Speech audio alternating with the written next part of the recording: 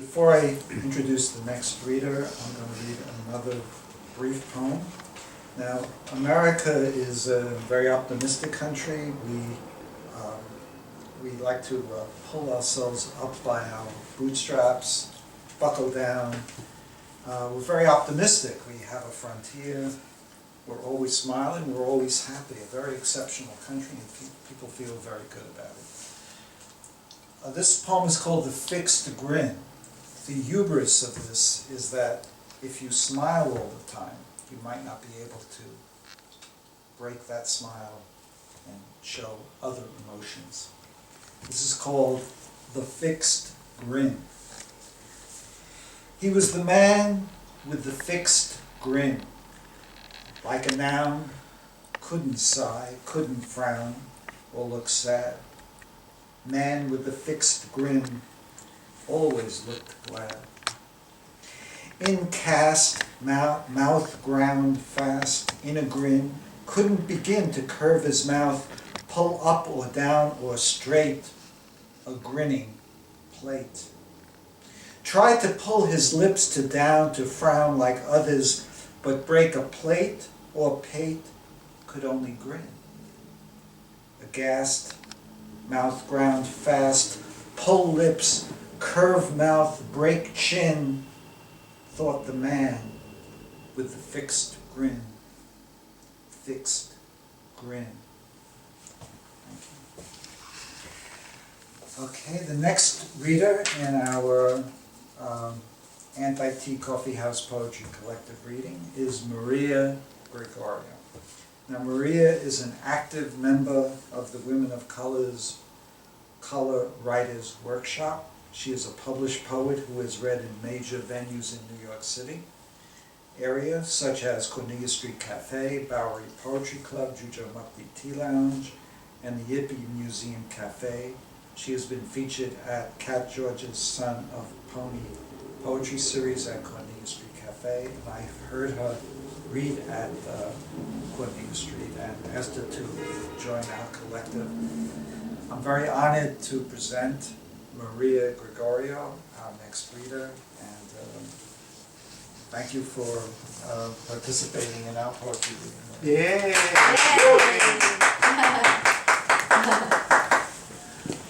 Thank you so much. Actually, the honor is mine. Thank you so much for inviting me and hosting this. The first poem I'm going to do is a few years old, and this is called Q. He, with soft eyes, took a deep breath as they stopped the immigration queue. Kept posture, mountain eyes as he taught his sister without words. He didn't get used to it. He remembered the basics, all he'd seen that they didn't teach. Late night novenas with 3 other families, mothers' predictions and cooking till midnight, fathers crouching down under enemy warplanes, human rights uncle confronting police on a mountain, toasting with beer in small plastic cups, sleeping soundly in a room of 3 cots. Paintings and novels waged war in ways he and his people could not. Grandmother's smile in sunsets and pollution, grandfather standing as his village burned orange. Japanese soldiers burying great uncles alive. As Bonifacio, Dr. King, Mandela, and the no-names continue to be printed and spoken of in different languages. All this he wrapped around his forehead like a bandana as they searched his bags, pockets, and speech.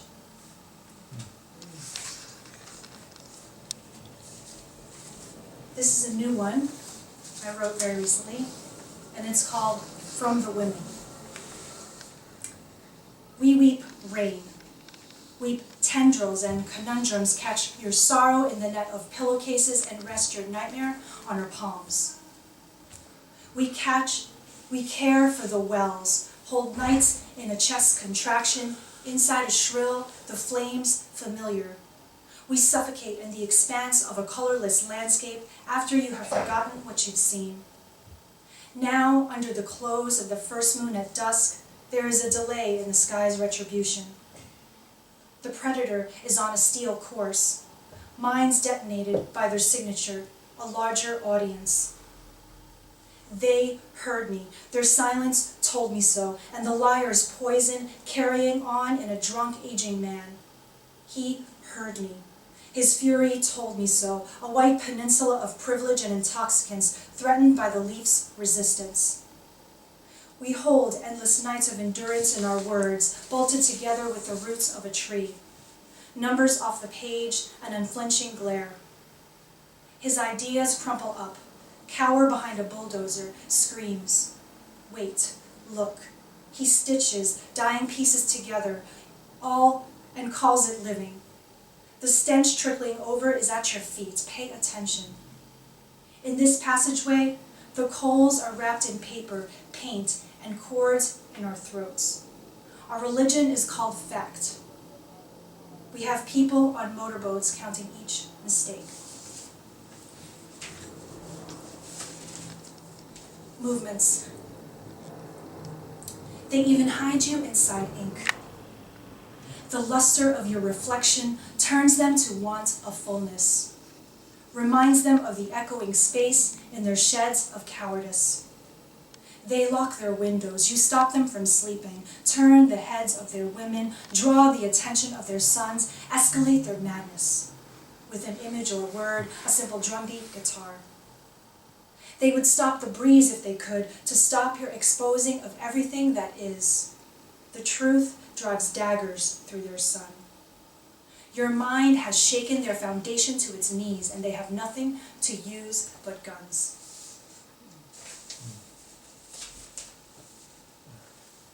Photographs from the morning paper are in pieces of shaved wood, carvings of a wordsmith across a white tile floor, draped and collapsed on an oak table made thin and polished, strokes of violence over calm. The creation of careful hands, a family, a witness, a child without ignorance, a person's life work. In every image, eyelashes blink with ideas.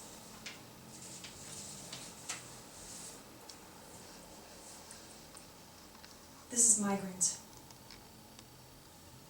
Migrant, there is a whisper between your fingers and the soil, a solvent of everything that placed you here, placed me here. Only you and I can feel its density between our ribs, know its dominance. In the same foreign circumstance, a foot is jabbed in that same location, and I have lost my breath as a result. Brother, I am motionless too. Hold your daughter's hand because I cannot, while they tighten the noose around my voice until my language converts to theirs. Sister, their expressions which press on your spine are not as real as your name. They think they have molded you. Soon they will tell you where you are from. Grandma, I want to hear that story again, the one in the belly of pretext, where you taught dignity in one stroke.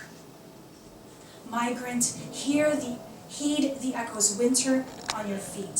Fate is quickly engaging, and once you lose your blood, you become the enemy.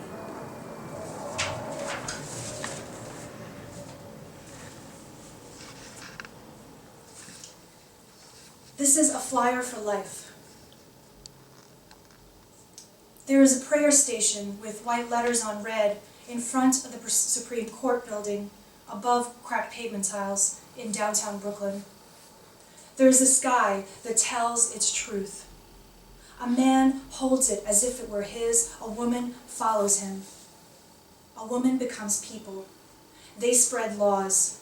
They hold guns to possess the laws. Many pass as if they don't see. In between, a meadow is spread across the recurrent dream, sliding above stones. It slips down forgetfulness, hour by hour, unless it turns into a painting. No one to form the question. Answers come before questions, on a clothesline of advisors where impatience taps its feet, arms folded. Arranged, answers jab towards you from the top of the subway, pink, yellow, black ink, here, here, and here, all for $49.99. Answers turn numbers, people devoted to numbers carve themselves into shapes required. The wind is cursed for tipping this over, and the rain stops things, slows them down by the millions, but never drowns a song or a poem.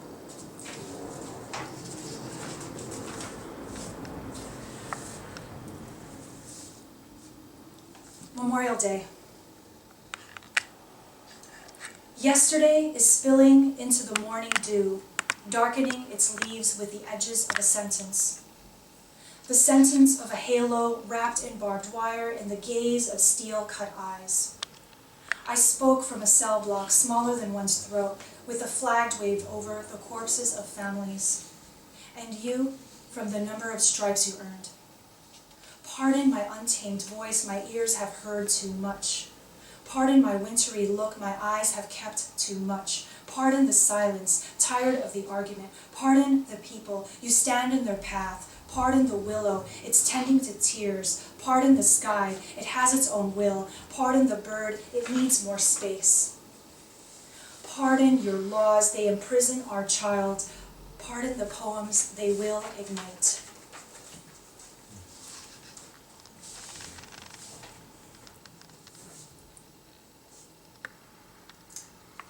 In the dark was my first patient in cuffed wrists choking on threats and dust filling her from the inside. She of ramshackled streets where we lock the doors as we drive through and pass swept up from the beds of the unwanted. Of mothers who carry the same fate from themselves to her. Of those printed on ink by scholars who knew nothing of her colors and scent, what ate away her skin and the little that remained. She, the one before birth, a position for subjugation. I saw her through the lens of hospital glass, then up close. I waited for her to come down. The wait made my breathing trip, my chest split in a medicine room, she who continued to run until after her feet bled. Until before me she lay with her eyes barely blinking, only because she failed to finish herself off. Inside, a body refusing her deepest wish, a body defying, wanting one more chance to write itself into the innocence she was.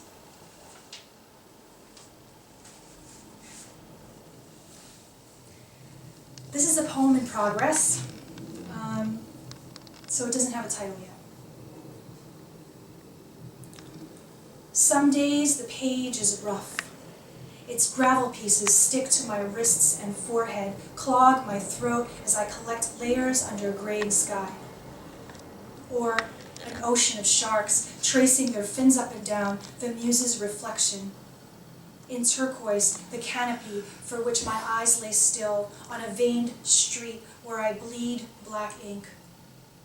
Silhouettes of shoulders and feet in a half minute of sound. Do you see me spreading myself for you now? When I dress in black, the shades of which I take shape are more potent. I am possessive of those who feed me, lacquer-rich images and ripples of gin under a flower. No freedom more formidable. The tyrant knows this. It's the reason his fear is a bullet belt over manhood. My sisters have swallowed chapters of page to cross the threshold of prisons, with walls built of ocean, red from ancestral drums. They pulled it out of themselves like a rape from which it came. It's getting passed around as we read. Thank you.